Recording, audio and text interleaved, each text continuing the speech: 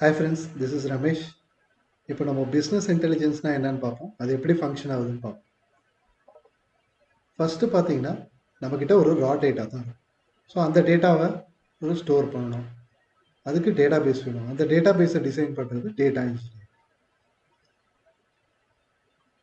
So real time processing இப்படி ஒரு transaction நடக்குது இல்லை ஒரு ப்ராடக்ட் சேல் ஆகுது எல்லாமே வந்து ஒரு டேட்டா பேஸில் ஸ்டோர் பண்ணுறதுக்கு அந்த டேட்டா பேஸை டேட்டா இன்ஜினியர் டிசைன் பண்ணலாம். ஸோ அதுக்கப்புறம் அதை வந்து இடிஎல் ப்ராசஸ் பண்ணி டேட்டா வேர் ஹவுஸில் ஸ்டோர் பண்ணுவாங்க. ஸோ இது எல்லாமே algorithms, data pipelines, workflows இது எல்லாமே டிசைன் பண்ணுறது டேட்டா இன்ஜினியரிங். நெக்ஸ்ட் பார்த்தீங்கன்னா data scientist. So data scientist same அதே மாதிரி அந்த டேட்டாஸை வச்சு அந்த டேட்டாஸ்லேருந்து இன்சைட்ஸை எடுக்கிறது.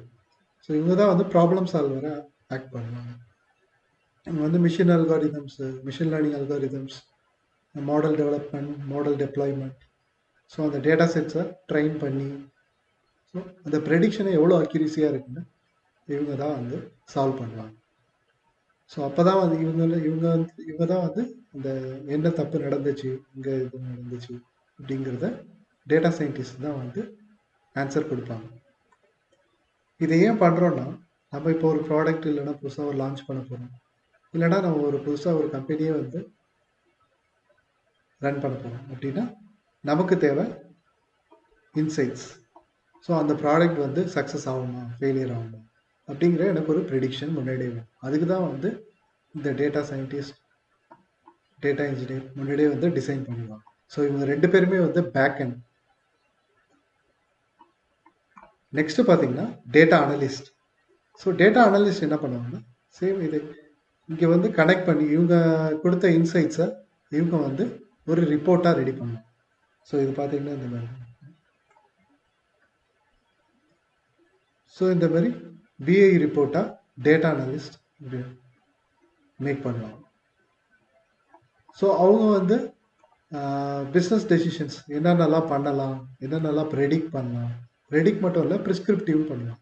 So what should we do, so நம்ம என்ன பண்ணால் இந்த சேல்ஸை வந்து இன்க்ரீஸ் பண்ணலாம், என்ன பண்ணால் இதை வந்து இந்த எரரை வந்து ரெக்டிஃபை பண்ணலாம் அப்படிங்கிற மொத்த சொல்யூஷனும் வந்து டேட்டா அனலிஸ்ட் தான் ஃபைனலாக கொடுப்பாங்க. ஸோ அதை வந்து டைரெக்டாக மேனேஜர்கிட்ட கன்வே பண்ண முடியாதுன்னா இவங்க வந்து டெக்னிக்கல் டீம். ஸோ மேனேஜரால் அண்டர்ஸ்டாண்ட் பண்ண முடியும். ஸோ அதுக்கு தான் வந்து பிஸ்னஸ் அனலிஸ்ட்னு ஒருத்தவங்க இருக்காங்க. இவங்க வந்து பிரிட்ஜாக இருப்பாங்க டெக்னிக்கல் டீமுக்கும் ஸ்டேக் ஹோல்டர்ஸ்க்கும். ஸ்டேக் ஹோல்டர்ஸ் யாராக வேணா இருக்கலாம், கஸ்டமர்ஸாக இருக்கலாம், கிளைண்ட்ஸாக இருக்கலாம், இல்லை கம்பெனியில் இருக்க மேனேஜர்ஸாக கூட இருக்கலாம். ஸோ அவங்கக்கிட்ட கன்வே பண்ணுறது இந்த பிஸ்னஸ் அனலிஸ்ட் தான். ஸோ ஃபைனலாக இவங்க கொடுக்குற டேட்டாஸ், அந்த இன்ஃபர்மேஷன், டெசிஷன்ஸ் எல்லாத்தையும் வந்து பிஸ்னஸ் அனலிஸ்ட் தான் வந்து ஸ்டேக் ஹோல்டர்ஸ்க்கு எக்ஸ்பிளைன் பண்ணணும். ஸோ இந்த ஓவராலாக நடக்கிற ஃபங்க்ஷன்ஸ் பேர் தான் பிஸ்னஸ் இன்டெலிஜென்ஸ்னு சொல்லுவாங்க. ஸோ இவங்க கொடுக்குற இன்சைட்ஸை வச்சு தான் பிஸ்னஸ் ரன் பண்ணலாமா வேணாமா, புது ப்ராடக்டை லான்ச் பண்ணலாமா வேணாங்கிறத டிசைட் பண்ணலாம்.